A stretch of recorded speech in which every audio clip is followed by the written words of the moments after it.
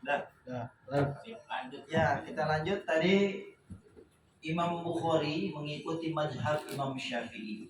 Imam Syafi'i berpendapat bagi mereka yang hafal Quran 30 juz lebih afdol sholat tarawih di rumah. Kenapa? Sebab kalau dia datang ke masjid, dia hafal Quran 30 juz. Imam pendek-pendek bacanya. Imam bacanya pendek-pendek. Kalau dia jadi makmum, sayang hafalannya. Nah yang repot kalau dia jadi imam. Panjang-panjang bacaannya. Makmumnya bisa kabur. Subhanallah. Sehingga Imam Bukhari akhirnya dia sholat tarawih di rumah. Setiap 3 malam dia khatam Quran. Khatam Quran sambil sholat tarawih. Sementara ada orang boro-boro sholat tarawih bisa khatam Quran, di luar sholat juga kagak khatam. Bahkan na'udzubillah min zalik, ada orang yang seumur hidup belum pernah khatam Quran. Bahkan nggak bisa baca Quran juga. Astagfirullah. ada banyak. Seumur hidup nggak pernah khatam. Nah bagi mereka yang belum pernah khatam Quran selama seumur hidup, padahal dia semakin dekat dengan kematian dan alam kubur, saya sarankan kalau ada majelis khataman Quran ikut. Kenapa? Hitung-hitung nebeng pahala. Pahalanya aja nebeng. Karena orang yang ikut majelis khatam Quran, dia akan mendapatkan pahala fadilah yang sempurna seperti orang yang khatam Quran. Jadi kalau kita belum pernah khatam Quran, cari majelis khatam Quran, biasanya di bulan Ramadan banyak. Banyak. Nah, cari ngikut deh di situ. Subhanallah, pahalanya dapat, nasi uduknya dapat. 3 hari belum. Pahala dapat nasi uduk. Kalau masih kagak datang juga kebangetan. Cari. Jadi Allah Subhanahu wa taala menjadikan bulan Ramadan itu sebagai bulan Al-Qur'an. A'udzubillahi minasyaitonir rajim. Syahrul Ramadan alladzi unzila fihi al-Qur'an hudan linnas wa bayyinatin minal huda wal furqan. Jadi bulan Ramadan itu adalah Syahrul Ramadan alladzi unzila fihi al-Qur'an. Di bulan Ramadan itulah Allah menurunkan Al-Qur'an. Jadi Allah Subhanahu wa taala memperingati momentum diturunkannya Al-Qur'an dengan bulan suci Ramadan. Jadi ada momentum peristiwa diturunkannya Al-Qur'an, yaitu di malam Lailatul Qadar. Sehingga Rasulullah memberikan arahan kepada umatnya. Bahkan Rasulullah memberikan contoh di akhir hayat Ramadan yang terakhir yang Allah berikan kepada Rasulullah. Rasulullah memanfaatkannya, yang biasanya semalam khatam 1 kali, dia menambah jadi 2 kali. Kemudian biasanya Rasulullah kalau bulan Ramadan di 10 hari yang terakhir itu Asrul Awakhir, dia iktikaf di masjid. Padahal rumah Rasulullah itu nempel dengan masjid. Jadi rumah Rasulullah itu kalau bapak-bapak ke Madinah yang sekarang jadi makamnya Rasulullah, itulah rumahnya. Luasnya 32 meter persegi. Berarti berapa kali berapa tuh?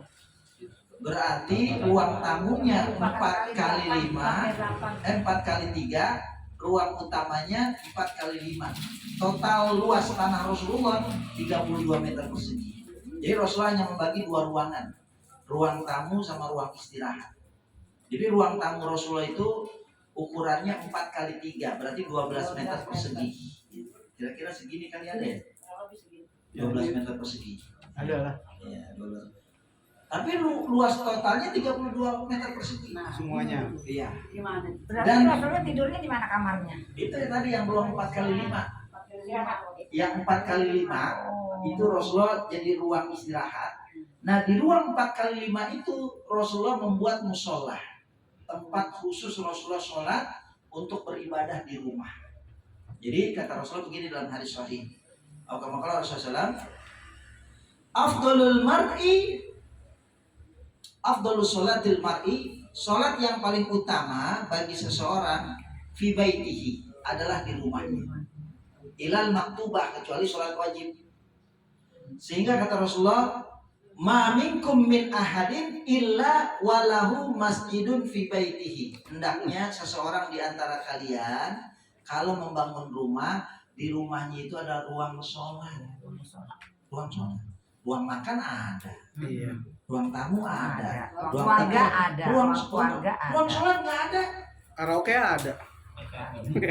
Ruang karaoke. Jadi kita pernah sholat di basement. Padahal mall itu gede, gedung itu megah. Musola kecil ya. Musolanya di basement, pojokan, Kecil, pengap kecil, lagi. pengap. Begitu kita sujud, karpetnya bau jempol bau karpet. Kita tukar-tukar gitu, ya kan? Gak dicuci kali itu.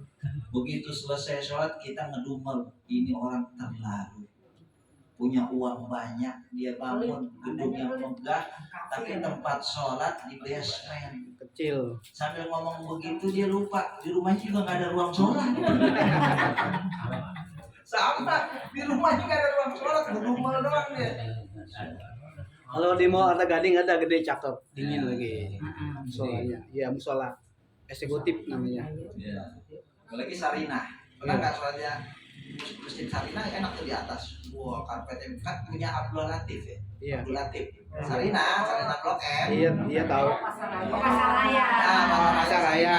Bukan Pasar Raya baru, Pasar Raya. Pasar Raya Blok M. Ya, Blok M, ya, Blok M. Dulu kan yang paling terkenal Kan itu. Aldiron. Iya, Aldiron kan Aldiron orang Plaza. datang dari mana-mana itu. Aldiron, iya. Iya, di atas. Kelawai. Iya. Ada itu apa? Ka'bah yang kecil, mini. Replika Ka'bah ada. Ingat saya Sarinah itu punya Abdul Latif kan ya? Iya. Yang pertama kan yang sono Tamrin, Iya. terus Manggarai, ya. Tapi Blok M duluan. Nah itu bagus dia. Silakan kalau. Jadi alangkah beruntungnya orang yang diberikan rezeki oleh Allah sehingga dia bisa beli tanah, membangun rumah, lalu dia ingat bahwa Rasulullah berpesan, ma minkum min ahadin illa walahu masjidun fi baiti. Tidaklah seseorang di antara kalian dia membangun rumah, hendaknya di dalam rumah itu ada masjid tempat sholat. Kalau kira-kira nggak ada gimana? Ya udah di balik lemari gelar sejadah. Tapi kalau menurut saya, kalau kita gelar sejadah di balik lemari, sementara ruang makannya Gede. Nah, itu kan kebalik. Itu holilah tuh rumahnya. Iya. lagi Nah, kebetulan rumah saya pas-pasan, cuma 100 meter. Nah, begitu saya membangun rumah, wah nggak kebagian nih musola. Karena saya pengen punya ruang makan. Setelah saya pikir-pikir, kalau makan kan bisa di mana aja. Bisa makan di ruang tamu, ya bisa makan di mana aja lah. Tapi kalau sholat di mana aja kayaknya nggak enak. Akhirnya saya korbanin ruang tamu, saya nggak punya, tapi saya punya ruang sholat. Jadi ruang makan nggak ada, saya bukan ruang tamu. Ruang makan jadi nggak ada. Saya ganti ruang makan jadi masjid dan kasih nama masjidnya. Dan kebetulan saya pernah baca buku yang ditulis oleh Syekh Dr. Abdullah Nasiulwan tentang rumah tangga muslim. Jadi ruangan yang terbaik di rumah kita itu adalah tempat sholat kita, supaya kita betah di situ. Ada orang bangun rumah yang paling bagus ruangan apa? Kamar mandi, betah di kamar mandi, nyanyi. Main HP. Padahal di kamar mandi itu jangan lama-lama. Biasanya anak zaman now tuh. Jangan lama-lama. Tapi emang sekarang desain rumah itu kamar mandi paling bagus. Ini paling gede kan. Nah kalau saya akhirnya saya desain tuh masjid di rumah saya, pokoknya ya saya beliin yang bagus lah ya, paling ukurannya itu 3x3 ya, 3x3. Saya sengaja gede karena kadang-kadang sholat berjamaah dan saya pokoknya lebih bagus dari ruangan yang lain sehingga saya betah di situ. Dan kadang-kadang kalau kakak saya datang dia juga betah, ternyata enak, tidur-tiduran di situ tidur. Istri saya sering tidur di situ. Itu jadi ibadah. Coba kalau tidur di ruang tamu, nggak ibadah. Bahkan dalam kitab Bidayatul Mujtahid, Imam Abu Hanifah berpendapat dibolehkan bagi seorang muslimah ketika bulan Ramadan iktikaf di masjid yang ada di rumahnya. Dapat pahala. Di rumah boleh ya? Iya kan masjid itu bukan ruang makan. Iya. Musola. Musola ya. Kan tadi hadisnya gitu. Ma minkum min ahadin illa walahu masjidun fi baitihi. Fi baitihi. Di rumah. Masjid yang ada dalam rumah. Kenapa kata Imam Abu Hanifah? Seorang wanita sholat wajib aja kata Rasulullah, nisa'uhum sholatuhunna fi buyutihinna. Wanita-wanita kalian lebih afdol sholatnya di rumah. Kalau sholat wajib saja afdolnya di rumah, apalagi itikaf yang sunnah. Itikaf kan sunnah. Iya. Yang wajib saja boleh di rumah, apalagi yang sunnah. Nah itu saya sependapat dengan Imam Abu Hanifah, dan itu ada dalam kitab Bidayatul Mujtahid. Wallahu a'lam. Jadi alangkah pentingnya, alangkah perlunya di rumah kita ada ruang ibadah, ruang sholat, karena di situ kita bisa beriktikaf. Jadi selama kita di ruang itu, nilainya berbeda ketika kita berada di ruang tamu. Itu pada saat bulan Ramadan saja. Iya kan itikaf di bulan Ramadan. Oh di luar Di bulan Ramadan juga bisa, asal dia niat itikaf. Oh. Niat itikaf di situ. Pokoknya tadi Dr. Abdullah Nasibulwan.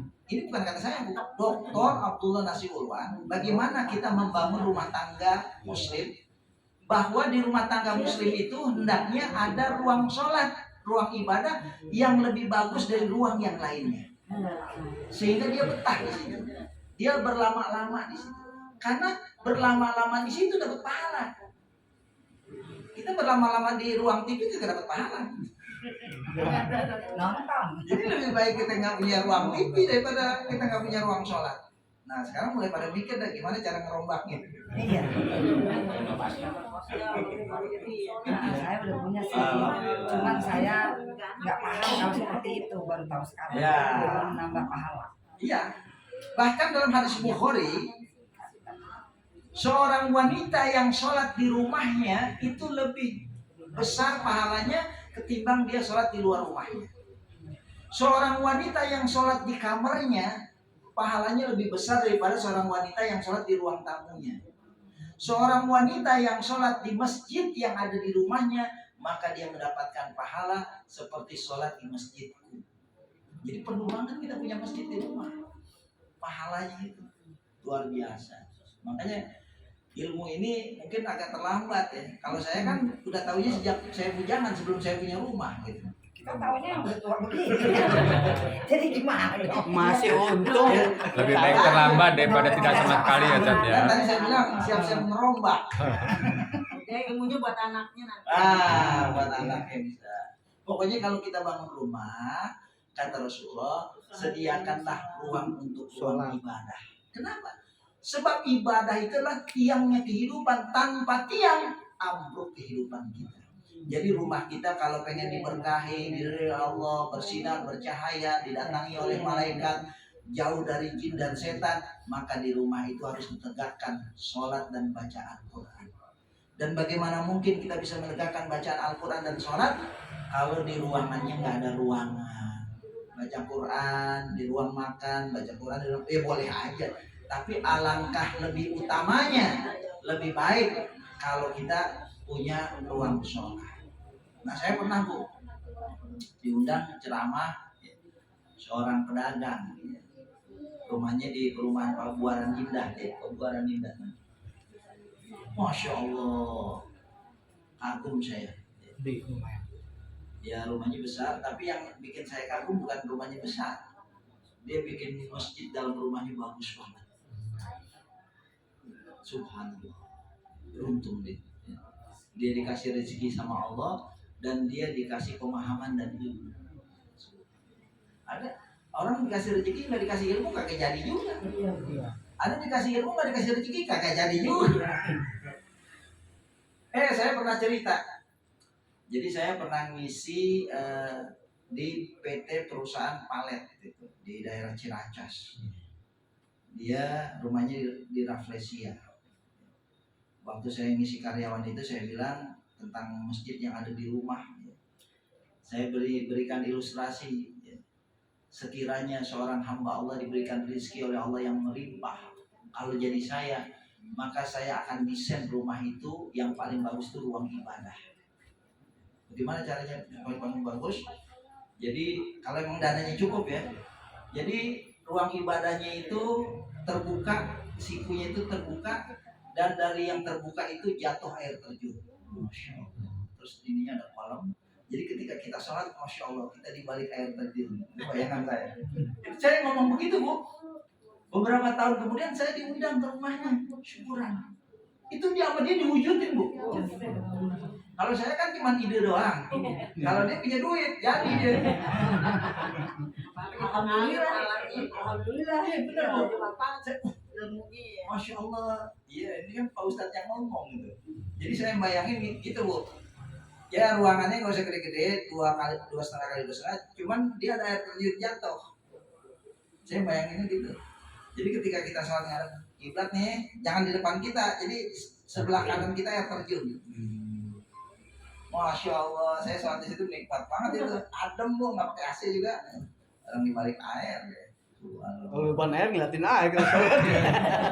Nah, saya pernah diundang juga sama, saya kan ngisi di Kemenkes, kuliah Juhur setiap hari Senin dan Juhur Kemenkes. Nah, dia kebetulan udah pensiun.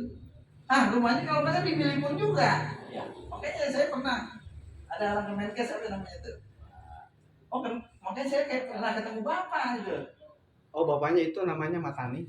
Dia punya anak 2. Betul. Nah, kemarin istrinya meninggal dunia tuh. Jadi waktu itu dia pergi haji, mau pergi haji. Dia sini, pokoknya di Bilimun rumahnya.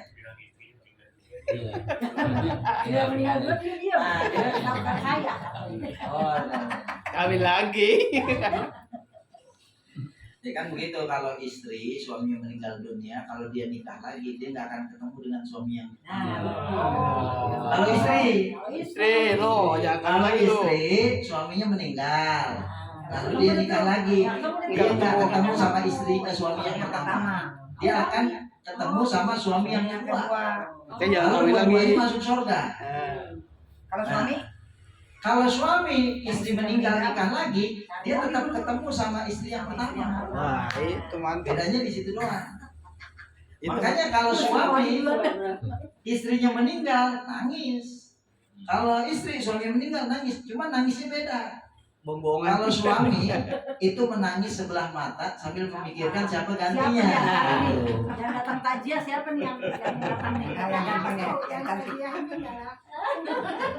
Subhanallah.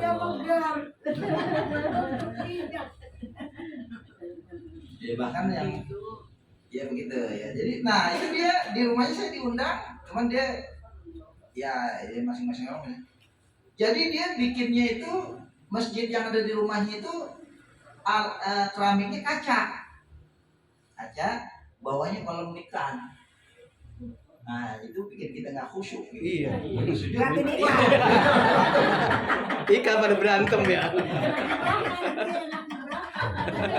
Ikannya bisa dibakar katanya tuh, ikannya bisa dibakar berarti. Iya orang tapi bagus ya dia. Artinya ya dia tahu ilmunya. Tapi dia bilang sih memang saya ngisi di Kemenkes selama 10 tahun ya. Jadi dia punya waktu untuk saya udah sering ngomong begini Bu di mana jadi dia terinspirasi ya, ketika dia renov rumahnya. Tadinya dia rumahnya nggak bukan di Bilimun, dia pindah dari mana gitu. Dia beli di situ, direnov, nah dia bikin musola, lalu lantainya itu kaca gitu. Ada ikan di bawah. Bawahnya kalau ikan. Begitu saya sujud, Subhanallah, ikan lagi kawin. Ikannya udah ngumpul, udah kasih makan. Iya, ikannya lagi pada ngumpul, udah kasih makan. Nah, jadi bulan Ramadan itu Nama mojongnya adalah bulan Al-Quran. Nah, kita afdolnya baca Quran itu di ruang ibadah. Yang kalau kita punya, kalau nggak punya, pokoknya usahakan ada sejadah yang nggak dipindah-pindah. Itu saran ulama. Jadi sejadahnya dipindah-pindah di situ aja. Nah, tinggal nyari kita di belah mana nih.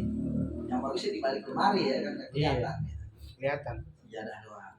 Tapi kalau ada rezeki jadi renov ya bisa khusus lagi lebih enak.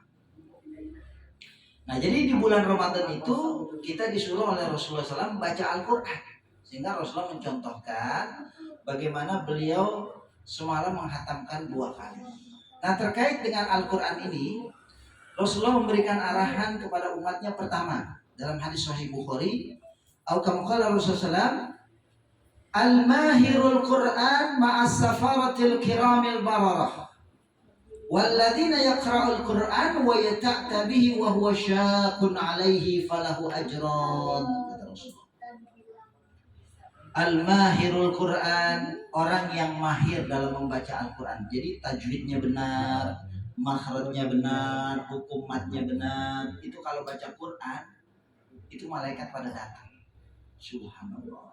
Alangkah beruntungnya orang sering membaca Al-Quran di rumahnya, lalu malaikat pada datang. Kalau malaikat masuk ke rumah kita, setan pada ngibrit, takut. Makanya rumah yang sering dibacakan Al-Quran hawanya adem, beda. Karena malaikat sering datang. Dan jangan-jangan malaikatnya di situ terus Amin, amin. Makanya baca di Quran. Kata Rasulullah, nawiru buyutakum bis-shalah wa tilawatil Quran.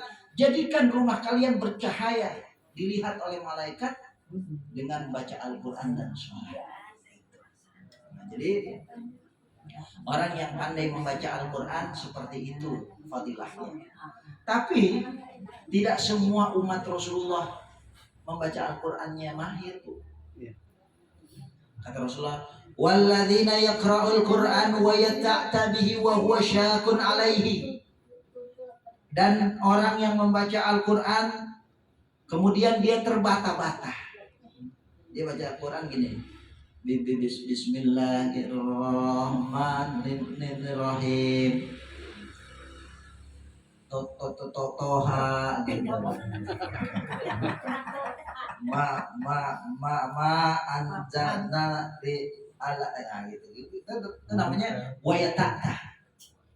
Kalau bahasa Arabnya itu terbata-bata. Iya. Lu itu malah gagap. Orang bukan gagap karena dia nggak lancar. Nggak lancar. Nah, begitu dapat pahala nggak tuh? Nah ini yang mau saya ngomongin. Oh iya. Belum sampai. Walladzina yaqra'ul Qur'an wa yata'ta bihi wa huwa syaqun 'alaihi. Terbata-bata sehingga dia mengalami kesulitan. Ya susah, Bu. Orang kalau terbata-bata itu capek, pegel mata, pegel mulut, ya, pegel pikiran. Ini apa sih bacaannya nih? Lupa mulu ini. Kata ustadznya hukumnya apa? Ikhfa apa itu kan lupa. Dia kagak ngaji dia kali. Hah? Nggak belajar ngaji. Belajar cuman kan Belajar, lupa. Lupa. Udah tua. Oh, udah tua ya. Untung masih muda gua. Jarang baca juga bisa. Ah, jarang baca. Jarang Oh, lihat iya. ya. Bisa tapi jarang baca. Jadi ilmu itu ala biasa, Aneh. lancar.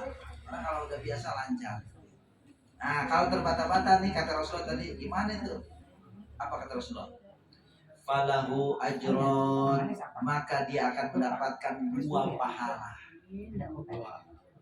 Pahala dari membaca dan pahala dari mengalami kesulitan. Begitu luar biasanya apresiasi Allah, penyambutan Allah terhadap hambanya yang mau membaca Al-Quran. Jangankan baca Qurannya bagus, jangankan baca Al-Qurannya benar, bahkan terbata-bata salah, tetapi Allah memberikan apresiasi, justru dapat 2 pahala. Luar biasa. Sebab ada mungkin orang yang ngomong gini, baca Quran yang benar, ente bukan dapatnya pahala malah dapat dosa. Ada yang bilang begitu? Ada. Astagfirullahaladzim. Keliru. Baca Quran yang benar, jangan terbata-bata. Itu kan kata orang, ini kata Rasulullah. Kan Sahih Bukhari. Walladzina yaqra'ul Qur'an wa yata'ta bihi wa huwa syaqun 'alaihi falahu ajran. Dia dapat 2 pahala. Tapi kalau ngaji Ustaz sama guru, kalau dia nggak ngaji lagi gimana Ustaz? Ya namanya dia udah belajar. Kan udah belajar Nah. terus guru nggak pintar lama. Terus dia ngaji lagi, masih terbata-bata ini bacanya. Ya. Lama nggak ngaji lagi kan baca lagi terbata-bata. Ya, pokoknya dia segitu ilmunya, segitu dapatnya, segitu usahanya. Kalau masih adik guru, masih anak nanggung. Betul.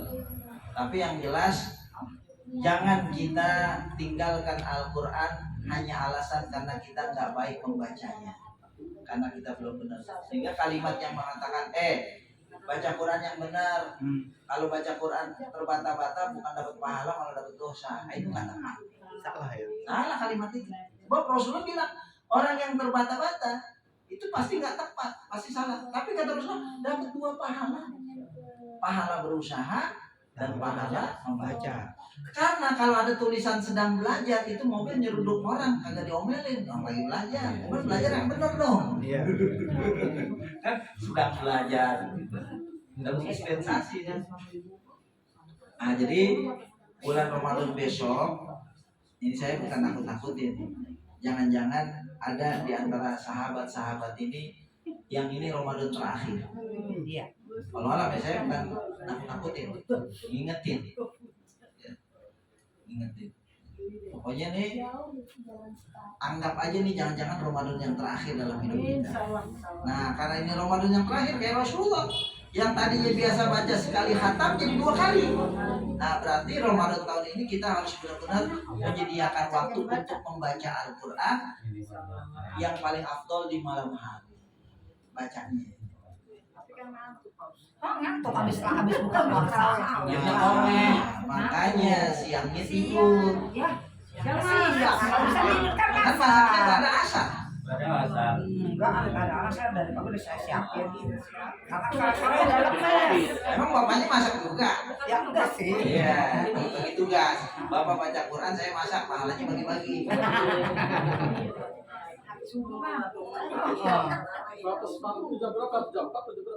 Batas malam, subuh, batas malam. Iya, Habis subuh boleh ya. habis subuh boleh. Bagus. Iya, habis subuh enggak bagus. Bagus. Yang paling afdal pokoknya malam hari. Masih gratis. Ba'da maghrib sampai subuh itu yang paling afdal. Pada taraweh. Nah, kemudian baca Al-Quran itu bukan hanya sekedar baca, tapi membaca sesuatu yang kita pahami, membaca sesuatu yang kita yakini. Nah, itulah perlunya kita ngaji.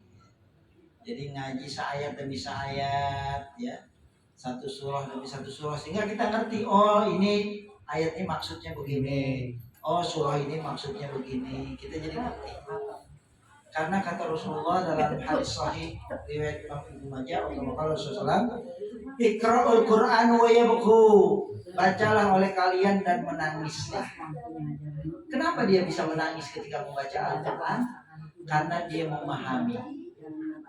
Kan Al-Quran itu nasihat. Kita kalau lagi dinasehatin sama orang tua itu keluar air mata, apalagi dinasihatin sama Allah. Yang jadi masalah, Allah ngasih nasihatnya pakai bahasa Arab. Kita bukan orang Arab, Nggak ngerti. kita membaca sesuatu yang kita tidak paham. Nangis. Nggak nangis-nangis, tapi alhamdulillah masih dikasih pahala. Tapi kalau kita sampai keluar air mata, kata Rasulullah dalam hadis sahih, atau kamu kalau Rasulullah, lan yalijan nar rajulun baka min khasyatillah. Tidak akan mungkin disentuh oleh api neraka seseorang yang menangis karena takut kepada Allah. Jadi ketika nangis lagi baca Al-Quran, fa ilam tabku fatabakau. Kalau kamu tidak bisa menangis ketika membaca Al-Quran, menangislah karena nggak bisa menangis. Sehingga ada tetangga saya si Husen melihat mamahnya nonton sinetron, nangis. Mama kira nonton sinetron nangis, baca Al-Quran nggak pernah nangis gitu. Berarti waktu nonton sinetron dia tidak hanya menonton dengan matanya, tapi dia nonton pakai pikiran, pakai perasaan. Berarti waktu kita baca Quran kita cuma pakai mata sama mulut, pikiran sama perasaan kagak ada. Karena nggak tahu artinya. Artinya makanya. Motong bawang orang nangis karena mata. Subhanallah. Nah, kenapa kita disuruh baca Quran? Kata Rasulullah, atau kama qala Rasulullah, "Iqra'ul Qur'an fa innahu ya'ti yaumal qiyamah syafi'an li ashabi." Bacalah oleh kalian Al-Quran karena Al-Quran itu akan datang membela kalian di hari kiamat. Ada orang yang ditimbang amal perbuatannya, ada yang baik, ada yang buruk. Ternyata amal buruknya lebih banyak. Kenapa lebih banyak? Karena dia termasuk orang-orang yang pergaulannya itu lapendos, laki-laki penuh dosa. Tapi Allah Maha Adil, ditimbang amal perbuatannya ternyata lebih banyak yang buruk. Ketika datang vonis, masukkan orang ini ke neraka. Maka kata Rasulullah, ya'ti yaumal qiyamah, Al-Quran datang memberikan pembelaan. Ya Allah, jangan engkau masukkan orang ini ke neraka. Betul orang ini banyak dosanya, betul orang ini banyak kesalahannya, tetapi waktu di dunia orang ini dia gunakan matanya untuk membacaku ya Allah, maka izinkanlah aku ya Allah untuk memberikan pertolongan dan syafaat kepada dia. Masukkanlah orang ini ke dalam surga karena aku ya Allah. Akhirnya masuk surga karena dibelain sama Al-Quran. Makanya ini bulan Ramadan besok ini jangan sampai nggak baca Quran. Jangan-jangan Ramadan yang terakhir. Fa innahu ya'ti yaumal qiyamah, karena Al-Quran itu akan datang di hari kiamat memberikan pertolongan, syafaat, pembelaan kepada orang yang suka membaca Al-Quran. Ya kalau dipikir-pikir hidup kita ini benernya baru berapa tahun? Bayangkan yang kagak bener. Iya betul. Rajin sholat baru berapa tahun? Baru bonusnya doang yang kita Iya. Kalau mau disuruh kodok yang kemarin sholat ditinggalin, banyak yang ditinggalin kayaknya. Tapi Allah itu tidak menilai orang kecuali akhirnya. Ada orang selama hidup ninggalin sholat, ninggalin puasa, ninggalin masjid, ninggalin sholat. Setahun sebelum dia meninggal dunia dia tobat, rajin ke masjid, rajin baca Quran, meninggal, itu husnul khotimah. Tapi jangan diniatin, saya ntar aja kalau dikit setahun lagi meninggal, kan bisa, ya, susah. Tapi ada Bu, ada seorang istri, dia menikah dengan seorang suami yang dia cintai dari sejak mudanya. Tapi ternyata sikapnya, tingkah lakunya, perbuatannya nggak berubah. Dia senang main judi, dia senang mabuk, senang main judi, senang mabuk. Tapi sebagai istri yang sudah memilih dia sebagai pasangan hidupnya, dia bersabar dan dia memohon kebaikan, rahmat dari Allah. Ya Allah, berilah petunjuk dan hidayah kepada suamiku. Ya Allah, berilah petunjuk dan hidayah kepada suamiku. Suaminya udah didoain bertahun-tahun, masih begitu juga. Tapi istrinya nggak putus asa, terus berdoa. Ini kisah nyata. Kisah nyata. Akhirnya 3 bulan sebelum dia kecelakaan di Rasuna Said naik motor, itu tiba-tiba, mah, aku mau taubat mah, gimana caranya mah? Masya Allah, diajarin sholat sunat taubah 2 rakaat. Sholat sunat. Ini pernah sholat sunat taubat 2 rakaat nggak? Kalau yang belum berarti nggak punya dosa dia, malaikat. Niatin nanti sebelum Ramadan, saya diingetin. Ya Allah, kan kita mulai dosa usia balik, usia 15 tahun. Pokoknya di bawah usia 15 tahun segala bentuk kesalahan kita nggak dihitung oleh Allah. Tapi setelah 15 tahun itu mulai dihitung. Bertahun-tahun nggak sholat, banyaklah nggak puasa, dosanya banyak. Diingat, ya Allah ampuni dosaku, ampuni segala kesalahanku. Setelah berwudu, Allahu Akbar. Jadi jangan langsung sholat, duduk dulu di sejadah. Diingat dulu dosanya semua, dosa sama orang tua, dosa sama ibu, dosa sama saudara kandung, dosa sama tetangga, dosa sama, terus diingat. Ya kira-kira semuanya udah ingat, baru berdiri. Ya Allah ampunilah semua dosaku yang tadi aku ingat. Allahu Akbar. Biasanya sih nangis. Itu waktunya bebas. Bebas, sunat taubah 2 rakaat. Tapi yang paling afdol malam hari. Karena sholatnya sebelum sholat dulu, taubat baru jawab. Gitu. Ya pokoknya sholat sunat taubah itu kita ingat dosa gitu, dosa kita ingat semua. Kira-kira dari usia 15 tahun lalu kita bilang, diomongin pakai mulut kita. Makanya bagusnya orang udah pada tidur, ntar kedengeran orang lagi. Iya. Ketahuan rahasianya ya. Saya dulu kang mabok. Ya Allah, ampunilah kesalahan Itu jam dosaku yang tadi aku ingat ya Allah. Sesungguhnya Engkau Maha Pengampun. Aku hanya makhlukmu yang lemah, yang banyak dosa dan kesalahan. Karena kesempurnaan itu hanya milikmu ya Allah. Allah, nangis biasa. 2 rakaat aja banyak. Bacanya pendek aja, banyak-banyak Al-Baqarah. Nggak jadi. Ya. Anda saja mal ikhlas. Banyak lupa ya, termasuk yang saya lupa gitu. Iya, boleh. Benar juga tuh. Ya pokoknya Ramadan tahun ini jadikan Ramadan yang spesial. Amin, insyaallah. Jadi ini saya bukan ngasih ilmu nih, ini diamalin. Pokoknya terserah Bapak nih, Ramadan masih sekitar 2 minggu, terserah Bapak mau sholatnya kapan. Jadi kita sambut kedatangan bulan suci Ramadan dengan sholat sunat taubah. Memang secara fikih, sholat sunat taubah itu dilakukan apabila kita melakukan dosa besar. Di antara dosa besar itu adalah meninggalkan sholat, tidak puasa di bulan suci Ramadan, ya, baru buat syirik, pokoknya dosa besar. Ya. Tapi kalau dosa-dosa kecil nggak perlu sholat sunat taubah, cukup dengan istighfar.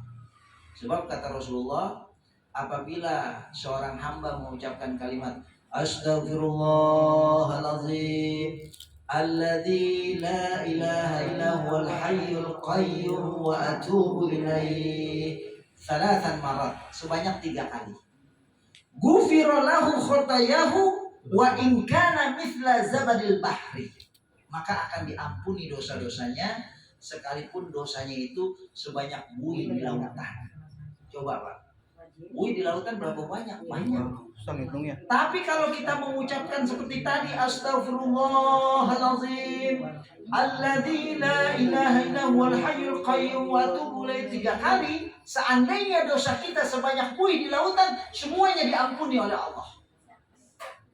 Apalagi buihnya seluas empang kecilan. Kita bukan orang suci, tapi kayaknya dosa kita seluas empang gitu. Nggak seluas lautan gitu. Makanya gue mikir.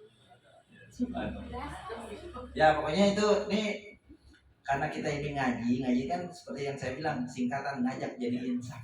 Amin. Jadi ini bulan Ramadan tahun ini kita sambut dengan sholat sunat taubah. Insya Allah seburuk apapun dosa kita, sebesar apapun dosa kita, sebejat apapun dosa kita, insya Allah akan Allah ampuni dosanya. Dan beruntunglah orang yang menyambut kedatangan bulan suci Ramadan dengan diri yang bersih dari dosa. Nah, jadi baca Quran, karena Al-Quran itu akan datang membela kita. Nah, yang paling penting itu kata Rasulullah dalam hadis sahih riwayat Imam Muslim atau Muhammad SAW, Thalathuna minal Quran ayatan. Di dalam Al-Quran itu ada 30 ayat. Tashfa'u li sahibiha. Dia akan memberikan syafaat kepada orang yang hafal. Hatta ghufira lahu, sehingga semua dosanya diampuni. Yaitu surah Tabarok. Surah ke-67 Al-Muluk, hafal dari ayat yang ke-1 sampai ke-30. Hiya mani'atun, hiya munjiatun. Orang yang hafal surah Tabarok, maka nanti dimasukkan ke alam kubur, dia akan terlindung dari siksa alam kubur.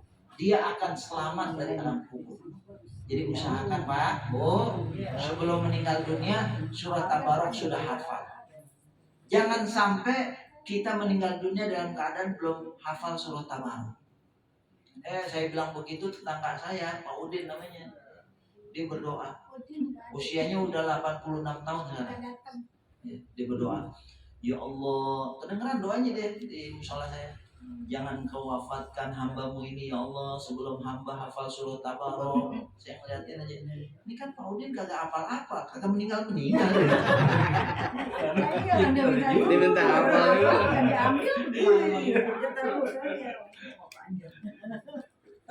Iya juga maksud, iya dia kan berdoa gitu, ya Allah jangan wafatkan hambamu ini. Sudah hafal. Hamba hafal Jadi surah kan Tabarok. diambil. Nah, kan dia kagak apa-apa. Yang nggak mati-mati. Makanya sehat terus dia. Umurnya sekarang 8. Dia jalan subhanallah, subhanallah. Kenapa? Apa ya? Siapa? Ada berita. Udin. Udin siapa? Di WA, atau udah juga begitu gitu. Nggak tahu. Apa ya? Nama Udin. Tat, ini mau tanya ya. Nah, Kalau di daerah mau nyambut Ramadan, banyak kan sekampung mandi ramai di kali itu, bener nggak begitu? Oh, mantap. Mandi di kali itu ramai-ramai pakai sampo sekampung. Ada, itu Ya, boleh nggak? jadi sebenarnya itu semacam pengingat. Kalau badan aja perlu dibersihin, apalagi hati kita. Jangan badannya bersih, hatinya kotor. Juga nggak bagus juga, hatinya bersih, badannya kotor. Jadi boleh itu. Ya, boleh aja kalau niatnya untuk Kebersihan kebersihan. dulu, Karena Allah itu suka dengan kebersihan. Ya, jadi itu semangat bersih-bersih. Nah, ibu-ibu juga gitu. Jadi bulan Rajab itu bulan bersih-bersih. Ya, udah lewat bulan Rajab, bulan Sya'ban. Jadi kalau mau ngecat rumah jangan di bulan Ramadan. Mau ngecat rumah, ya kan bulan Lebaran. Iya, itu lebaran dia. Nah, ngecat rumahnya di bulan Rajab atau bulan Sya'ban sekarang nih masih bisa ngecat rumah. Ya. Sehingga Ramadan khusyuk tuh ibadah. Ini Pak, Ramadan ngecat semua. Ya itu hitung mau maghrib kayak gitu. Nah, maghrib ditemuin udah datang. Rezekinya adanya di Ramadan. Oh, iya itu kalau begitu apa boleh buat. Ya, jadi Ramadan ini menjadi Ramadan spesial ya. Kita baca Al-Qur'an, kita sambut dengan sholat sunat taubah. Mudah-mudahan kita mendapatkan fadilah Ramadan. Nah, apa tuh fadilah Ramadan? Fadilah Ramadan itu ada 3. Nanti di rumah dilihat dari surah Al-Baqarah ayat 183 sampai surah Al-Baqarah ayat 187. 183 sampai 187. 4 ayat. 183 bunyinya begini. A'udzu minasyaitonir rajim. Ya ayyuhalladzina amanu kutiba alaikumusiyam kama kutiba alal ladzina min qablikum la'allakum tattaqun. Nah, 187 bunyinya wa kadzalika yubayyinullahu ayatihi la'allakum tattaqun. Supaya kamu menjadi, demikianlah Allah menjelaskan ayat-ayatnya supaya kamu menjadi orang yang bertakwa. Jadi fadilah Ramadan itu ada 3. Yang pertama, la'allakum tattaqun. Yang kedua, la'allakum tashkurun. Yang ketiga, la'allahum yarsyudun. Jadi kata Allah tadi, la'allakum tattaqun, supaya kamu menjadi orang yang bertakwa. Emang penting ketakwaan. Ketakwaan itu penting. Ketakwaan itu yang paling penting dijelaskan oleh Allah dalam surah An-Nahl surah 16 ayat 32. Wa kadzalika nazillahul muttaqin. Demikianlah Allah membalas ketakwaan seseorang itu dengan apa? Dengan wafat dalam kondisi husnul khotimah. Siapakah orang yang bertakwa itu? Kata Allah, orang yang bertakwa itu adalah alladzina tatafahumul malaikah thayyibin yaquluna assalamun alaikum udkhulul jannah bima kuntum ta'malun. Yaitu orang yang diwafatkan oleh Allah dengan cara yang baik, dalam keadaan yang baik, itulah buah ketakwaan. Jadi kenapa kita perlu bertakwa? Karena kita ingin wafat dalam kondisi husnul khotimah. Kemudian la'alakum tashkurun. Jadi bulan Ramadan itu fadilahnya supaya kita menjadi orang yang bersyukur. Karena ternyata sumber kebahagiaan hidup itu adalah bersyukur. Maka orang yang paling bahagia di dunia ini adalah orang yang paling banyak syukurnya. Rasulullah itu rumahnya hanya 32 meter persegi. Rasulullah pernah selama 2 bulan di rumahnya nggak masak. Ya karena rezekinya terbatas. Jadi Rasulullah itu semenjak jadi nabi, dia fokus dengan tugasnya sebagai seorang nabi, dan Rasul nggak dagang lagi. Sebelum jadi nabi dia orang kaya. Kenapa? Karena Rasul itu pedagang. Rasulullah waktu nikah sama Khadijah itu mas kawinnya itu 20 ekor onta. Satu onta itu harganya 20 juta. Berarti mas kawin Rasulullah berapa? 20 kali 200 juta. Kata Rasulullah, mas kawin yang paling bagus adalah yang paling besar. Itu buat laki-laki supaya punya semangat memberi mas kawin yang paling banyak. Kalau perempuan, sebaik-baik mas kawin bagi wanita adalah yang paling ringan, yang paling memudahkan. Jadi kan suka ditanya, ini kira-kira mas kawinnya mau apa nih? Ya yang penting mudah, berkah. Nah, itu berarti bagus tuh. Kalau yang laki, mas mau ngasih mas kawinnya apa? Ya pokoknya yang besar gitu, yang lebih bagus. Kalau perlu si mas gitu. Ya. Jadi pokoknya Rasulullah itu setelah jadi nabi fokus dengan kenabian sehingga kehidupannya sangat terbatas, sederhana. Pernah Rasulullah 2 bulan itu nggak masak. Lalu sahabat nanya, lalu kalian makan apa? Demi Allah, nabi yang kalian cintai itu paginya korma, siang korma, malam korma. Tapi dalam kondisi yang terbatas itu sebenarnya Bu, Rasulullah itu punya mukjizat. Rasulullah itu kalau ngambil batu itu berubah jadi emas. Bayangkan, Rasulullah punya kemampuan kalau ngambil batu jadi emas. Sementara istrinya mengalami keterbatasan dalam ekonomi. Kok Rasulullah nggak ngambil batu gitu, satu-satu kasih, jual pasar. Nah itulah, Rasulullah sederhana itu pilihan. Jadi Rasulullah hidup sederhana itu pilihan. Bukan keterpaksaan. Rasulullah bisa ngambil batu jadi emas. Coba kalau kita dikasih ilmu begitu. Ambil mulu batu. Ambil mulu. Material kok langsung habis. Rasulullah itu dari tangannya Bu, itu keluar air. Tuh sahabat makanya imannya mantap. Orang dia ngeliat dari tangan Rasulullah keluar air. Coba kalau kita dikasih kemampuan dari tangan kita keluar air, jadi tukang galon gitu. Mana? Nih si ulang nih. Si ulang nggak laku. Dijual. Jadi Rasulullah itu sederhana itu pilihan. Karena ternyata memang hidup di dunia ini dibahagiakannya itu dengan ibadah, bukan dengan materi. Jadi orang yang sudah merasakan nikmatnya kehidupan dengan ibadah, dia nggak tertarik dengan materi. Nggak tertarik. Jadi ibadah itu menjadikan kebahagiaan itu adanya di sini. Kalau orang di sininya udah bahagia, dia nggak peduli dengan keadaan materinya. Karena dia bersyukur. Tapi kita banyak mendengar berita ada artis Hollywood. Itu saya pernah baca artikel. Artis Hollywood itu kalau main film satu judul bayarannya 200 miliar. Di satu judul. Dia main film udah banyak. Itu kalau ngitung duit artis di sana tuh ngitung duit bukan lembaran, gepokan. 5 gepok, 10 gepok. Tapi bukan yang koruptor itu ya. Koruptor kan ngitungnya gepokan juga. Tapi kan itu nggak berkah. Harta yang paling bahaya itu harta hasil korupsi. Ya, karena bahasanya bukan ini bahaya, pokoknya bahaya. Karena Rasulullah bersumpah begini. Walladzi nafsi biyadi innal 'abda la yuqdhafa luqmatal haram fi jawfihi lam yaqbalillah min amalihi 40 yawman. Demi Allah kata Rasulullah, seorang hamba itu memasukkan satu rezeki yang haram ke rongga perutnya sekali suap, maka selama 40 hari amal kebaikannya pahalanya hilang. Pahala sholatnya hilang, pahala sedekahnya hilang, pahala zikirnya hilang. Selama 40 hari satu suap. Kalau 2 suap kali ya 80 hari. 3 suap 120 hari. Nah kalau kekenyangan sampai muntah udah seumur hidup udah. Astagfirullahaladzim kalau orang ngerti. Makanya yang paling bahaya di dunia ini sebenarnya harta haram. Harta haram lah yang membuat kehidupan kita nggak tenang. Harta haram lah yang menjadikan rumah kita nggak sakinah mawaddah warahmah. Jadi mohon maaf, tuh orang yang di sono tuh, ya kan, dia nyangka orang akan bahagia kalau punya harta. Ketika hartanya banyak, rumah tangganya berantakan. Istrinya di penjara, dia penjara anaknya. Wah, tapi kalau ngomongin orang kan, Paling sambo. Nggak ngomongin orang paling sambo. enggak maksudnya kan kita nih ibroh pelajaran bahwa harta itu nggak mendatangkan kebahagiaan, bahwa harta itu tidak mendatangkan ketenangan.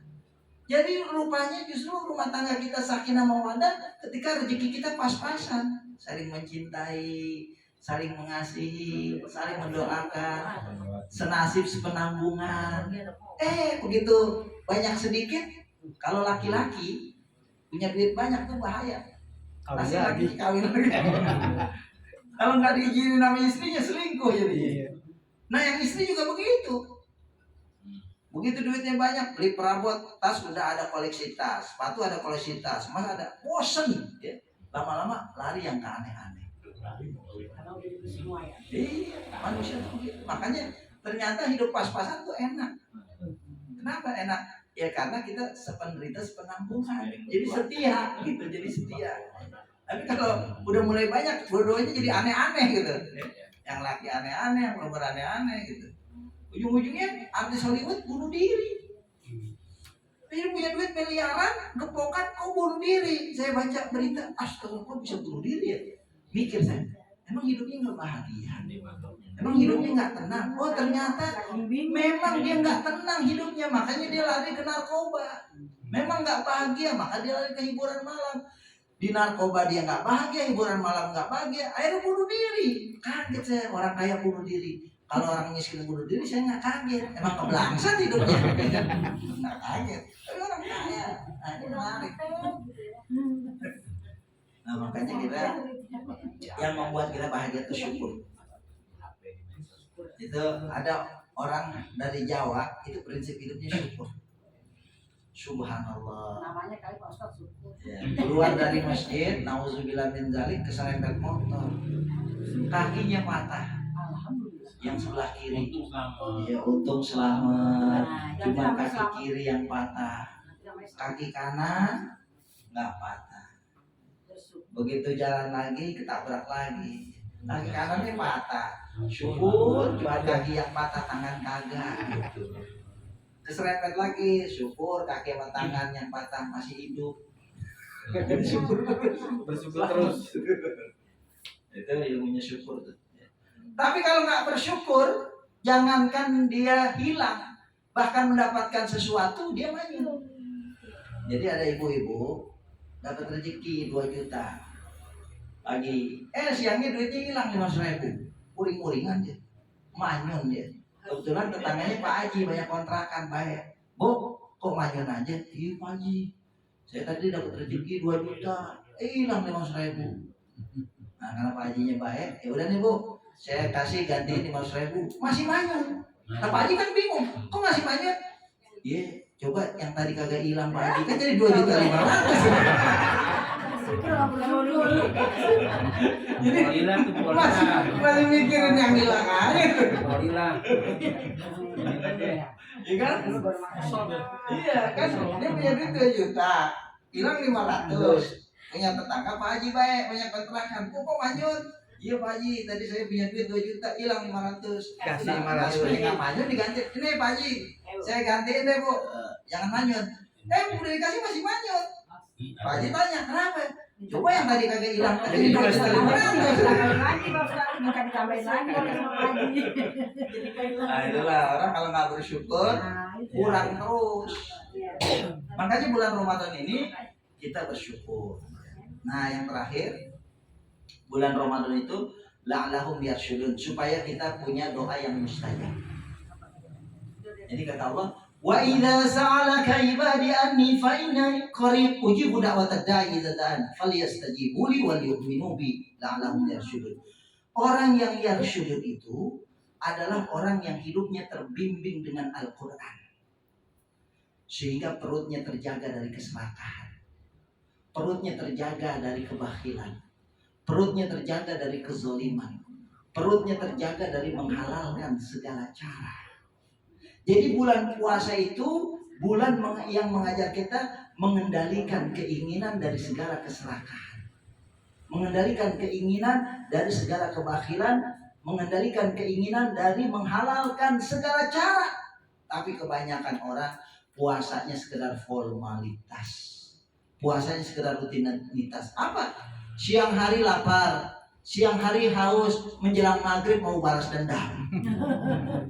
Lagi jalan ketemu gorengan dibeli, ketemu kolak dibeli, ketemu asinan dibeli, ketemu sate dibeli, ketemu ayam bakar dibeli, semuanya mau dibeli, dikumpulkan, mau balas dendam. Oh hilang tuh. Kagak ada kemakan. Akhirnya sambil nungguin maghrib bukannya berzikir, bukannya baca Quran, ngeliatin makanan. Tadi tuh. Nih ntar yang dimakan nih dulu nih, es buah terakhir. Udah diniatin. Bener. Duk. Langsung makan. Belum Pak, iklan. Iklan. Belum aja yang benar ya kan. Baru ya Allahu Akbar. Alhamdulillah. Masih syukur dia baca alhamdulillah. Nyampe juga makan. Semua dimakan, kolak habis, gorengan habis, lontong habis. kenyangan. Enggak terawih. Nafsu manusia itu nggak terbatas. Iya. Kita punya nafsu nggak ada batasnya, tapi perut kita terbatas. Makanan udah masuk terbatas, es buah belum masuk. Dasar manusia nafsunya nggak terbatas. Niat minum es buah habis sholat taraweh, diniatin, taruh di kulkas, biar tambah dingin. Akhirnya sholat taraweh bukan Allah yang diingat, es buah yang diingat. Ya usul. Begitu takbir, Allahu Akbar, es buah sudah dingin. Begitu ruku, Allahu Akbar, es buah semakin dingin. Begitu selesai sholat taraweh, Allahu Akbar, assalamualaikum, es buah sudah dingin. Lari ke rumah buru-buru di kulkas. Begitu buka kulkas, es buah ada yang minum, marah-marah. Anaknya yang minum. Itu kalau dia jadi pejabat tukang nimbun itu, yang suka nyimpen es buah, diminum anaknya marah-marah. Itu kalau dia punya jabatan nimbun itu, anaknya jadi omelin gara-gara minum es buah. Sesuatu yang paling hina, siapa yang ketawa? Sesuatu yang paling hina di dunia ini adalah marah karena makanan. Apalagi yang kita marahin anak kita. Padahal kalau saya, anak demen makan, terus jatah saya dimakan, saya senang. Pertama kita hidupnya udah lebih dulu, senangnya udah lebih banyak. Nah, kalau bapak udah sering ini, udah kamu aja. Kamu kan lagi masa pertumbuhan. Makanya saya senang tuh. Satu ketika anak saya kan sekolah SDIT udah kelas 6 tuh. Jadi kalau hari biasa kan pulangnya jam 2, jam 3 saya bawain makanan. Kalau hari Jumat pulangnya jam 11, lebih cepat. Kalau yang lain nggak bawa makanan, saya bawain anak saya. Ditanya, Pak Ustadz, ini kan hari Jumat, nggak usah dibawain makanan. Saya bilang tadi pagi ayam saya di rumah saya kasih makan, apalagi anak saya. Benar juga. Saya ayam aja saya kasih makan. Kita punya ikan, burung kita kasih makan, masa anak kita nggak saya kasih makan gitu ya? Nah, di situ wah benar juga kata dia. Saya bela-belain anak saya kasih makan. Oh benar, badannya tambah gede, senang saya. Jadi alangkah hinanya kita marah karena makanan. Jangan kita marah karena makanan. Sebab yang marah karena makanan itu cuma binatang. Yang marah karena makanan itu binatang. Manusia yang beriman jangan pernah marah karena makanan. Coba kucing dikasih ikan, main cakar-cakaran. Iya, maksudnya. Ayam dikasih makanan, main patok-patokan. Tapi manusia kadang-kadang kalau jauh dari petunjuk Al-Quran, manusia kalau udah jadi setan lebih binatang daripada binatang. Kalau ayam main patok-patokan, kucing main cakar-cakaran, manusia teman makan teman. Ada yang begitu, Pak? Banyak. Astagfirullah. Banyak. Buahnya banyak ya. Wah, saya nggak sebutin aja.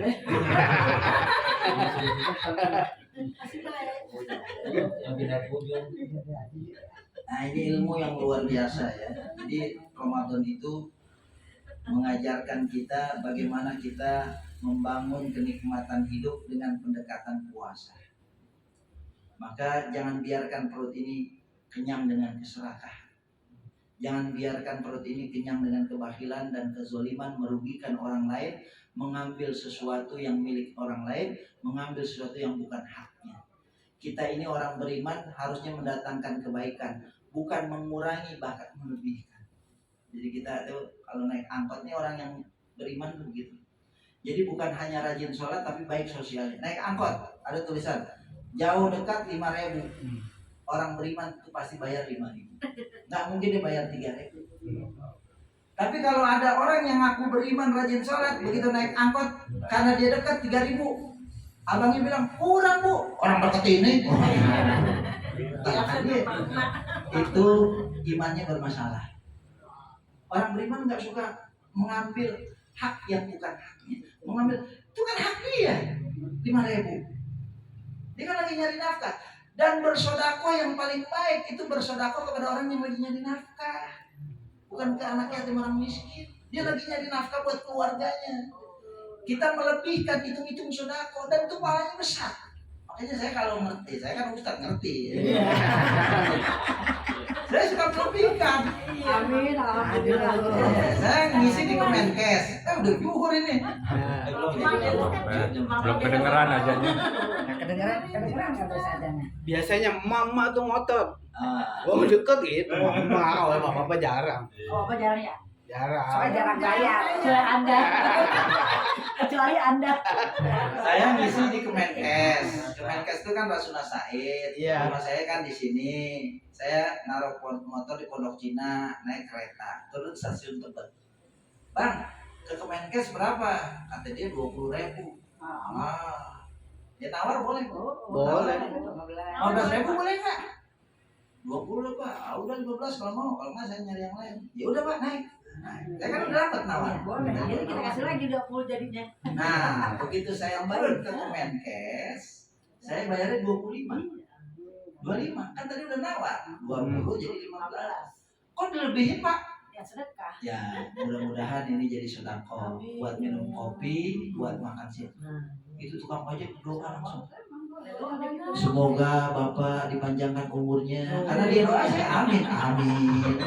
Semoga Bapak diberkahi rezekinya, amin. Dimudahkan segala urusannya, amin. Kok Bapak amin? Lah, lagi berdoa. Oh itu mirip saya itu. Jadi rupanya hampir setiap saya melebihkan aja. Ajan. Tukang angkot, tukang ojek saya didoakan. Amin. Dan saya paling senang Bang, didoakan oleh orang-orang yang sedang mencari nafkah. Doanya mustajab. Dan saya paling takut dilaknat sama orang yang sedang nyari nafkah. Harusnya bayar 5.000, 3.000, mudah-mudahan rezekinya diseratin sama Allah. Dilaknat. Saya paling nggak mau dilaknat. Wah, makanya mulai sekarang lebihin aja. Kecuali kalau pas-pasan ngomongnya, Bang, maaf Bang, duit tinggal 4.000 ya. Minta ridhonya ya, boleh. Itu termasuk di pasar. Kalau Iya. belanja. Kalau belanja boleh nawar nggak? Boleh. Nah, di saya nawar. Boleh. Nawar boleh. Nah, setelah nawar dapat, kita lebihin. Itu jadi sedekah. Kan saya udah nawar tadi 15.000. Nawar itu boleh, hak kita. Cuman akhirnya begitu bayar kita lebihin. Tapi kalau yang dagang kakek-kakek, nih kakek-kakek beli pisang di pasar, mikul nih keliling komplek. Pisang, kita lihat. Mana udah kurus kakek-kakek. Ya sini kek. Pisang berapa nih? Pisang 15.000. Ya, yang beginian mah di pasar 10.000. Nah emang dia belinya 10.000 modalnya. Iya. Kayak boleh nggak 10.000 daripada kakek mikul capek-capek, terus 10.000 dia mikir, ya udah kasih. Itu orang bakhil, itu orang serakah, itu orang sulit. Tega dia, seorang kakek-kakek lagi nyari nafkah, dia cuma ngambil kelebihan 5.000. Itu ente kalau beli pisang dari rumah ke pasar, itu ojeknya 10.000. Sekarang selisih 5.000. Online aja bayar. Masih ditawar. Masih tahu. Keterlaluan dia. Panggil. Allah. Waktunya habis, kita tutup dengan doa majlis. Subhanallah bihamdika asyhadu an la ilaha illa anta. Wassalamualaikum. Ada teman kami ibunya baru meninggal minta tolong Oh, didoakan. iya.